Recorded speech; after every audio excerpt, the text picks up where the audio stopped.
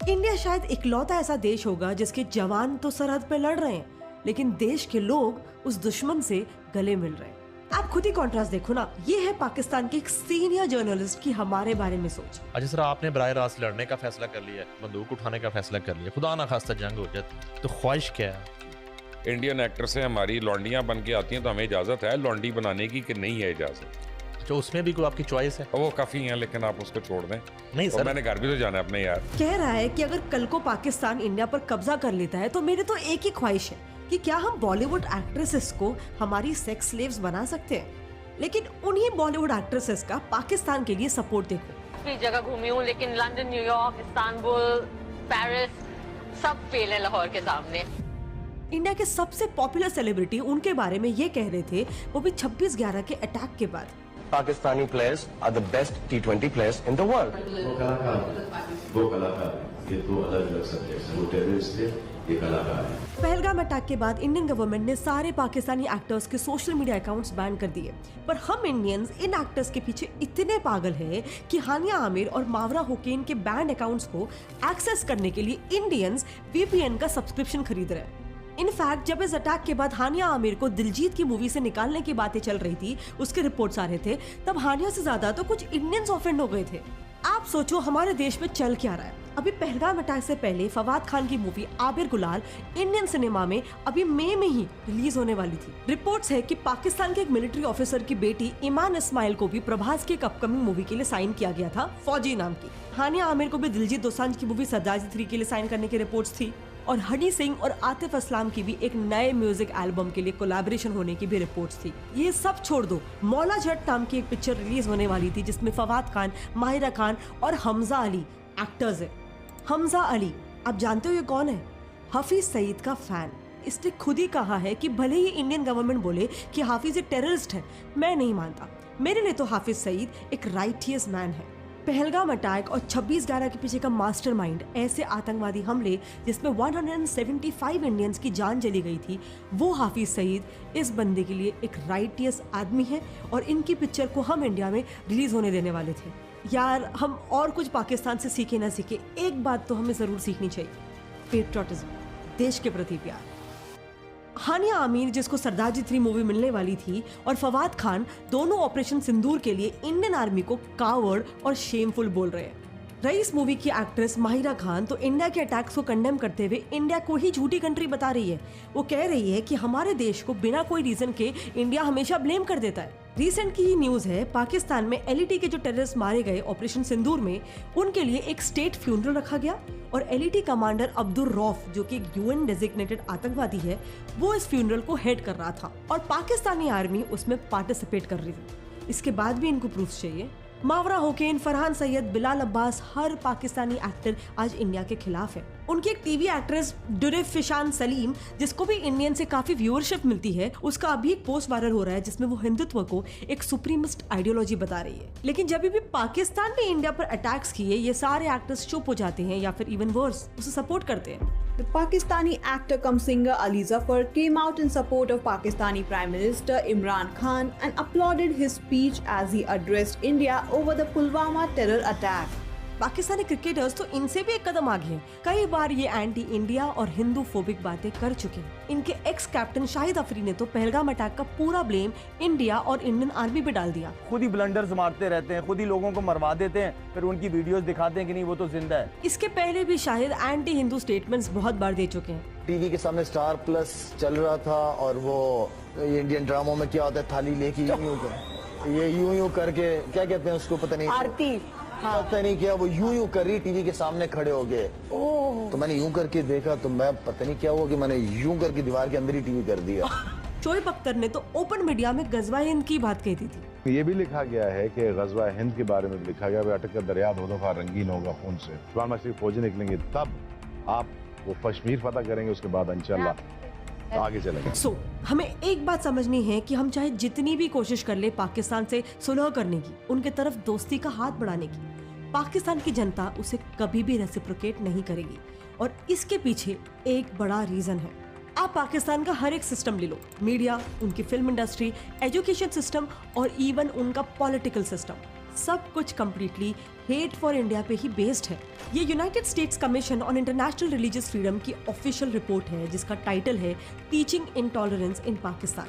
इस रिपोर्ट में यूएस ने पाकिस्तान के स्कूल के टेक्स्ट बुक्स को स्टडी किया जो पूरी की पूरी हिंदू और इंडियन हेट से भरी हुई थी। फॉर एग्जाम्पल क्लास 7th की टेक्स्ट बुक में क्लियरली लिखा हुआ है कि आज़ादी के वक्त हिंदूज मुसलमानों के दुश्मन थे। हिंदुस्तानी पूरे भारत को ऑक्यूपाई करके मुसलमानों को उनका गुलाम बनाना चाहते थे।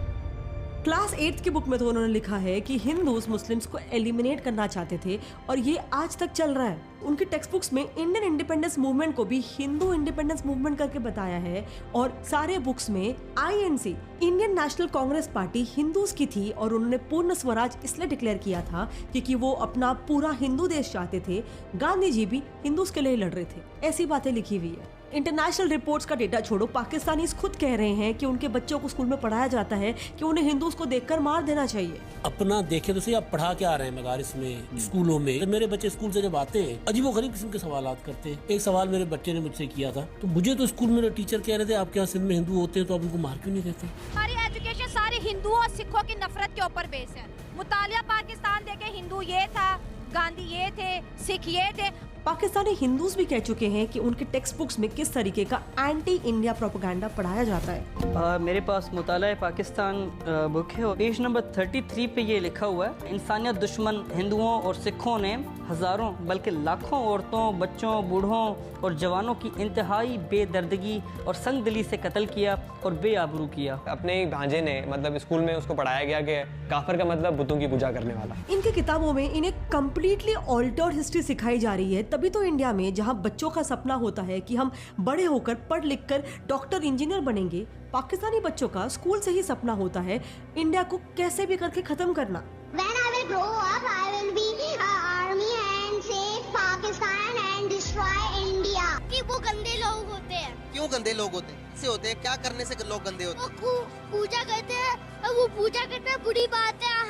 हम नमाज पढ़ते हैं, नमाज करना अच्छी बात होती है। इस वीडियो में पाकिस्तानी बच्चे बता रहे हैं कि कल को जब पाकिस्तान इंडिया पर कब्जा कर लेगा तो उसके बाद वो हमारे देश में आकर क्या क्या करेंगे। इंडियन आर्मी को हम गलियां साफ करने में लगा देंगे। कितना मजा आएगा जब हम रेली गेट पर गाय के कबाब खाएंगे। ताजमहल पर जश्न तकमील पाकिस्तान मनाएंगे। एंड आजकल तो पाकिस्तान में इंडियंस के खिलाफ रेसिज्म भी काफी बढ़ चुका है। BBC का एक पाकिस्तान पे आर्टिकल है जिसमें पाकिस्तानी खुद को इंडियन से रेशियली डिफरेंट बता रहे हैं। इसी बीच एक पाकिस्तानी यूट्यूबर का भी वीडियो वायरल हो रहा है जिसमें वो गेस्ट के साथ बैठ के प्रियंका चोपड़ा को मेड बुला रहे हैं उसके डार्क कॉम्प्लेक्शन की वजह से। एक बंदी आके यहाँ बैठ गया, वो आपस में बात कर रहे हैं तो मैं आगे हूँ पीछे हूँ। मैं कहा मैं कहाँ जाऊँ? थोड़ी देर बाद उठ के चलेगी। मैं कौन मेड है क्या है? मैं कौन थी? ये प्रियंका चोपड़ा बैठी थी। मेरा सारा जो क्रश वगैरह सब कुछ था ना, वो आपने कहा काला नमक छाट लूं। भाड़ में गया। Next movies. यही बच्चे जब पिक्चरें देखते हैं तब उनमें भी यही सिखाया जाता है। जिस फवाद खान को इंडिया में ह्यूज पॉपुलैरिटी मिली, मल्टीपल बॉलीवुड प्रोजेक्ट्स मिले विद टॉप सेलिब्रिटीज, उसकी एक सीरीज दास्तान बनी है 1947 इंडिया पाकिस्तान पार्टीशन पर। लेकिन इस सीरीज ने इंडियंस को, हिंदूज को पार्टीशन का सबसे बड़ा विलन बता दिया। एक एपिसोड में सिख्स और हिंदूज मुस्लिम घरों पर जाकर हमला कर देते हैं, सारे आदमियों को मार डालते हैं और उनकी वाइफ्स का रेप करते हैं। और इनमें से एक रेप करने वाले का नाम इन्होंने बराबर राम रखा है। आइडिया देखो, ये इंडियन आर्मी को तक अपनी मूवीज में रेपिस्ट और वुमेन अब्यूजर बताते। वरना मैं भी तुम्हारे साथ मिलकर इन मुसलमान छोकरियों के जिस्म से खेलता। जबकि पूरी दुनिया जानती है कि पाकिस्तानी आर्मी ने बांग्लादेश लिबरेशन के दौरान 2 से 4 लाख बंगाली औरतों का मास रेप किया था, जिसके खिलाफ ही हमारी इंडियन आर्मी लड़ रही थी। इनफैक्ट इनकी अभी रिसेंट की ही मूवी वार में दिखाया है कि इंडिया कश्मीर में टेररिस्ट अटैक्स करवा रहा है और पाकिस्तानी फोर्सेस इंडियन टेररिस्ट से कश्मीर की जनता को बचा रही है। The team also killed this man, Sanjay Bharadwaj, a first contact low-level raw operative. Our intelligence sources indicate that a high-level independent contractor has been hired to carry out one of the biggest terrorist attacks in the history of Pakistan. ऐसे movies से जो completely झूठ पर आधारित है, पाकिस्तानी इसका perspective यही shape होता है कि दुनिया में उनका सबसे बड़ा दुश्मन है भारत और वहाँ के हिंदूज। इसीलिए मेरा नेक्स्ट पॉइंट है पाकिस्तान के पॉलिटिकल सिस्टम्स। ये तो सब जानते हैं कि पाकिस्तानी आर्मी का पाकिस्तानी पॉलिटिकल सिस्टम पर पूरा कंट्रोल है, चाहे वहाँ पे कोई भी PM हो। इसीलिए वहाँ की जनता में एंटी इंडिया हेट इतना डीपली इंडोक्ट्रिनेटेड है कि वहाँ आज तक एक भी प्रो इंडिया लीडर जीता ही नहीं है। वो लीडर जो इंडिया से दोस्ती की, सुलह करने की बात करे, वो उनके पॉलिटिक्स में टिक ही नहीं सकता है। इमरान खान हो या शहबाज शरीफ, सब ने एंटी इंडिया बातें करके ही वोट्स बटोरे हैं। मोदी का जो यार है वो देश का गद्दार है, ऐसी बातें करके तो वहाँ इलेक्शंस जीते जाते हैं, लेकिन जैसे ही कोई प्रो इंडिया बातें करने लगे उस पर अटैक्स होने लगते हैं। सेम चीज इमरान खान के साथ भी हुई ना, जब वो इंडिया की तारीफ करने लग गया था। ये फॉरेन मिनिस्टर को उन्होंने कहा कि रूस से तेल ना खरीदो, उसने आगे से कहा तुम कौन होते हो मैं कहने वाले, यूरोप खरीद रहे तेल उनसे, हमारे लोगों की जरूरत है, हम खरीदेंगे। ये होता है आजाद मुल्क। वो इलेक्शन से हार गया और पावर में आ गया शहबाज शरीफ, जो आज आर्मी के कहने पर इंडिया से वॉर वेज करने को तैयार है, जबकि पूरी दुनिया जानती है कि पाकिस्तान ये वॉर अफोर्ड ही नहीं कर सकता। And last but not the least, in fact सबसे इम्पोर्टेंट बात, पाकिस्तान का फाउंडेशन, टू नेशन थ्योरी, खुद ही एक ऐसे बिलीफ पर बेस्ड है कि वो लाइफ के हर एक पॉसिबल एस्पेक्ट में हिंदू से बहुत ज्यादा डिफरेंट है। Well, our forefathers they thought that we are different from the Hindus in every possible aspect of life.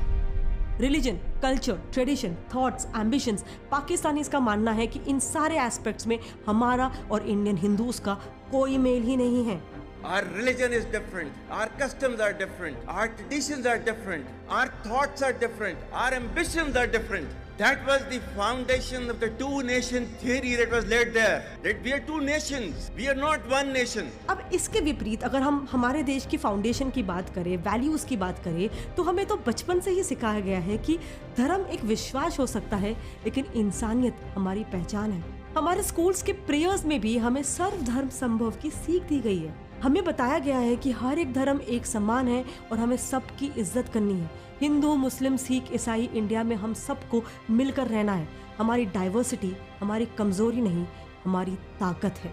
और इसीलिए असल मायने में हम सेक्युलर है, क्योंकि हमने अपने देश के अंदर एक दूसरे के लिए, सबके लिए जगह बनाई है, सिर्फ जमीन के टुकड़ों में नहीं, दिलों के कोने में भी, जो पाकिस्तान किसी दूसरे धर्म के लिए करने की सोच भी नहीं सकता है। इसीलिए हाँ, मेरा भी मानना है कि जब तक पाकिस्तान की ऐसी डिवाइसिव सोच है, जब तक पाकिस्तान की हर एक सिस्टम, उनका एजुकेशन सिस्टम, उनकी फिल्म इंडस्ट्री, उनके पॉलिटिकल सिस्टम्स, उनकी जनता में हिंदुस्तान के प्रति नफरत खोलते रहेगी, तब तक इंडिया और पाकिस्तान के बीच भी ये जंग जारी रहेगी। और इसीलिए मेरा ये भी मानना है कि सिर्फ जब इंडिया और पाकिस्तान के बीच इस तरीके के इश्यूज एस्केलेट हो, हमें सिर्फ तब उनके प्रोडक्ट्स का, उनके लोगों का, एक्टर्स का, सिंगर्स का बॉयकॉट नहीं करना चाहिए, ये जारी रहना चाहिए। पुलवामा अटैक के बाद जैसे ही चीजें थोड़ी सी शांत हो गई, इंडियन कोर्ट्स ने बैन को लिफ्ट कर दिया। क्या रीजन देकर? पेट्रियोटिज्म यानी कि देशभक्ति किसी दूसरे देश के खिलाफ नफरत दिखा के आप प्रूव नहीं कर सकते हो, स्पेशली अपने पड़ोसी देश के खिलाफ। And I agree with this, लेकिन ये चीज सिर्फ तब तक सही है जब तक आपका पड़ोसी देश पाकिस्तान नहीं है। इंडिया ने सेल्फलेसली एक दो बार नहीं, कई बार पाकिस्तान की तरफ दोस्ती का हाथ बढ़ाया है, but Pakistan has always betrayed India. 1947 India partition से उभरा भी नहीं था कि पाकिस्तान ने तुरंत इंडिया पर वॉर वेज करके जम्मू कश्मीर के इन हिस्सों पर कब्जा कर लिया। लेकिन फिर भी फ्रेंडशिप और पीस का हाथ बढ़ाते हुए इंडिया ने एसेट डिवीजन अग्रीमेंट के तहत पाकिस्तान को 75 करोड़ रुपीस ट्रांसफर कर दिया। गांधी जी ने तो इसके लिए भूख हड़ताल तक रखी थी, पर इसके बदले में पाकिस्तान ने हमें क्या दिया? 1965 का war, bleed India with 1000 cuts की पाकिस्तान की पॉलिसी जो आज तक जारी है, और उनके नेताओं ने इंटरनेशनल फोरम्स पे भारत के खिलाफ 1000 साल का वॉर डिक्लेयर कर दिया। They are a part of the people of Pakistan. We will wage a war for 1000 years. Next, इस सब के बावजूद 1999 में हमारे पीएम अटल बिहारी वाजपेयी जी ने खुद बस से लाहौर तक की यात्रा की और पाकिस्तान की तरफ दोस्ती का हाथ बढ़ाया। पर फिर उसी साल, इसके कुछ महीने बाद ही Pakistan betrayed India once again, Kargil war. फिर 2001 में इंडिया ने परवेज मुशर्रफ को आगरा बुलाया पीस डिक्लेयर करने के लिए, पर अगेन उसी साल क्या हुआ? Parliament crack. अगेन 2008 में भी हम पाकिस्तान के साथ पीस टॉक्स कर रहे थे और इसके बदले हमें क्या मिला? 26/11 का Mumbai. And as latest as in 2016 पिछला सब कुछ भुलाकर फिर से दोस्ती का हाथ बढ़ाने के लिए 2016 में पीएम मोदी भी लाहौर चले गए थे। लेकिन इस विजिट के भी सिर्फ कुछ हफ्तों बाद ही पाकिस्तान ने पठानकोट पर अटैक कर दिया। बट इस बार ये अटैक इंडियन गवर्नमेंट का पाकिस्तान के प्रति एक मेजर पॉलिसी शिफ्ट था, इंडिया के इतिहास का एक टर्निंग पॉइंट था। पठानकोट हमले के बदले भारत ने बालाकोट एयर स्ट्राइक्स कर दिए और पाकिस्तान को एक क्लियर मैसेज दिया कि ये नया भारत सिर्फ अमन और शांति की नहीं, बल्कि उसी अमन और शांति के लिए घुसकर मारने की भी ताकत रखता है। अब देरी से ही सही इंडियन गवर्नमेंट ने तो पॉलिसी शिफ्ट कर लिया है, वो समझ चुके हैं कि पाकिस्तान के साथ ये पीस का ढोंग करके कोई फायदा नहीं है, पर अभी भी हमारे इंडियंस को, हमारे सिविलियंस को भ्रम से बाहर निकलने की जरूरत है। अभी भी बहुत सारे इंडियंस हैं जो उसी सोच में विश्वास रखते हैं कि भारत और पाकिस्तान तो दो पिछड़े हुए भाई है, दोनों देश एक ही है। बट ये हम सोचते हैं, पाकिस्तान नहीं। आज उनका बच्चा बच्चा बोलता है कि भारत को तबाह कर देंगे, मैप से मिटा देंगे। ये बात हमें मान लेनी चाहिए। पाकिस्तान हमेशा हमारा दुश्मन था, है और शायद आगे भी रहेगा। समय आ गया है कि हम भी इमोशनल फूल्स बनना बंद कर दें और जो जवान बॉर्डर पे हमारे लिए खून बहा रहे हैं उनके कातिलों को सपोर्ट ना करें। ना इकोनॉमिकल सपोर्ट, ना हमारे देश में कोई अपॉर्चुनिटीज देने का सपोर्ट। अपने घर पे आराम से बैठ के this is the least we can do. जय हिंद।